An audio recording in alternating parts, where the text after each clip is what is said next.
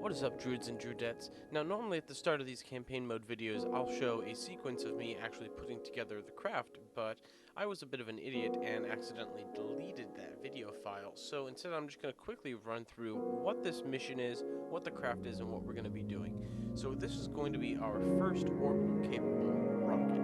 We've got a liquid-solid hybrid engine here as our first stage booster. Liquid-solid hybrids are gimbalable, so we'll have some vector control and be able to actually maneuver the craft with that. We don't need any extra systems. So we have an upper stage, which is just a basic pressure-fed engine. Nothing too fancy about that. It'll be running on liquid oxygen and methanol. And then for our top stage, or for the payload, we have 20 satellites that we're going to be attempting to launch. Now, the contract we're taking is to deliver a single satellite to orbit. And what this mission will do will deliver a satellite to orbit, but it'll also deliver 19 other satellites for us to work with as part of a new infrastructure we're working on.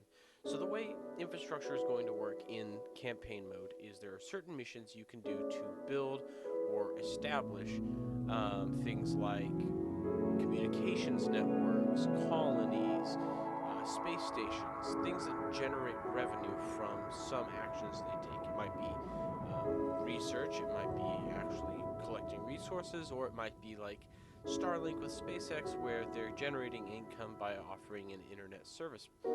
So this mission is going to be launching one batch of a satellite constellation. And so what we're going to be doing is launching that today to hopefully complete a contract and also generate some regular revenue. Alright, here we go.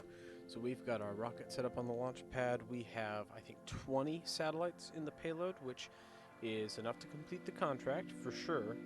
But it'll also give us the opportunity to establish our first satellite constellation. So 20 satellites in one orbit line will give us a roughly $700,000 in profit a day just from this first satellite launch. So this is going to give us a big chunk of regular income for the rest of the campaign mode, which is going to be good when we start doing these bigger science missions and really like pushing the envelope, because the contracts only get you so far. Eventually you're going to have to establish your own space infrastructure to fund your missions.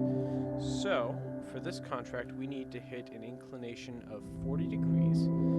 So we're sitting on the equator. So what we're going to do is actually hit so if our inclination is 60 degrees, then that's going to give us 30. 50 degrees would give us an inclination of 40. But I'm going to account for the orbital, or the rotational velocity of the Earth. I'm going to add 5 degrees to that. So we're going to be 5 degrees past. So at this point in the video, the noise of the rocket engines is just a little too loud, and you can't really hear what's going on. I haven't quite worked out how to balance my mic audio and the game audio yet. Long story short of this mission is it fails. Now you're watching this at 4 times speed, and I was watching it at 5 times speed, so it's going by pretty quick. But because the rocket hovered over the pad so long, it lost a lot of its delta V, and it didn't have enough energy to push the payload into an orbit, and it fell back to Earth unsuccessfully. Now for our second mission attempt, we used a slightly modified rocket. It's a little bit more expensive. We've got more fuel in our first fuel tank, and we've got a more powerful engine for our first engine. We also have more fuel in the second fuel tank, so that's going to give us a lot more delta V, and it's going to give us a better thrust to weight ratio off the pad, so we should be able to take off without much of an issue. Now this upper stage just barely has the energy to get us into orbit. It's a pretty low powered stage, and you'll notice that I was being a little foolish here and wasn't getting as much power as I could have out of it. I was running it at 50%, not 100%, and so I was pitching up hard, trying to push my apoapsis up, wondering why we weren't getting into orbit. Because this orbital insertion burn is one of the most critical ones in the mission. And so as soon as I realized, oh, my throttle is at 50%, pushed that thing up to 100%, stopped falling back into the atmosphere, started climbing back into the desired orbit, and we did end up having enough extra delta V thanks to those upgrades to actually complete the mission successfully. Now, we ejected a couple of the payload satellites to reduce weight, kind of like if you're in a hot air balloon throwing sandbags over the side. So we did lose some of our payload capacity. We still have enough to complete the contract because the contract only needs one satellite, not 20.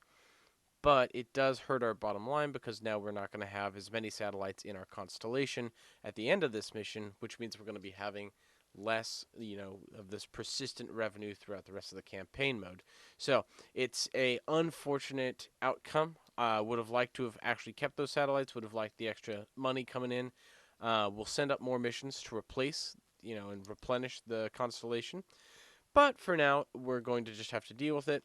We're looking right now at just trying to lay down a base so that we have something to fall back on if everything else fails. And the last thing we're going to do is watch these satellites actually spread out in their orbits and kind of fill out the constellation band. Now there's going to be 12 satellites in this constellation band because we had to shed 8 of them to keep our mass down. The rest of the bands are going to have 20 satellites per band, and this is going to increase the value of our constellation as we put more bands of satellites into it. Okay, so with the mission complete, we can go ahead and go back to our ledger, take a look at where our company is sitting now. It established a constellation of satellites above Drew, so we now have a regular income. You'll see PanSat is one of our new revenue sources, and with $209,000 per day of income and $66,000 in maintenance and expenses per day. So that totals out to $143,000 of income per day in daily revenue for the company. Now, we spent $4,600,000 developing and launching the 2 rockets that actually ended up completing that mission. The Mark 1 and Mark 2 Silver Bullet is what I'm calling it now because of that shiny coat. We completed the contract. We were over budget by $100,000 because that first mission was a failure. And so we actually lost a little money from the contract. We lost $100,000 for being over budget, but we gained that back because of our daily revenue on the first day. And so we now have a little bit more than where we started at the beginning of the contract. We have $12 million to work with at this point. And so from here, we can run with that money and start a more ambitious contract. Either we can start a more ambitious contract or we can launch more satellites and build out that constellation and really increase the amount of revenue we make per day. So each of those Silver Bullet Mark IIs cost $2.4 million to launch. So at $2.4 million per launch, we should be able to launch, looks like 6, maybe 5, realistically 5 more rocket launches. And that'll get us to, a much larger and much more viable satellite constellation. But there's going to be a restriction for how the satellite constellations work. We're not going to be able to launch every day. You'll see all of this stuff here happened on the first day of the company. We launched a sounding rocket. We launched 2 planes.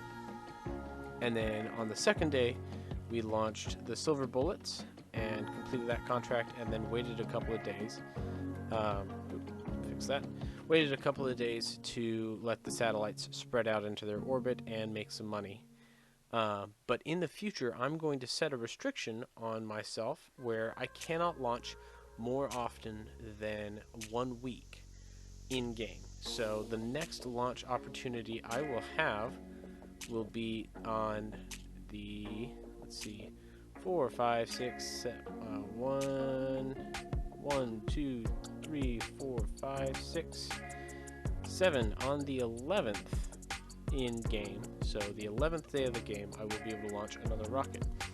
And what that means is we're going to have to do some just on-the-ground testing of some systems before we can actually launch a rocket. So we can do some more plane flights, which I think will be the most feasible solution. Collect some more science, do some more unlocks, and then build out our next mission to complete the next contract. So with that being said, I will leave you guys here. Thank you guys for watching, and I hope to see you all in the next video. Bye-bye.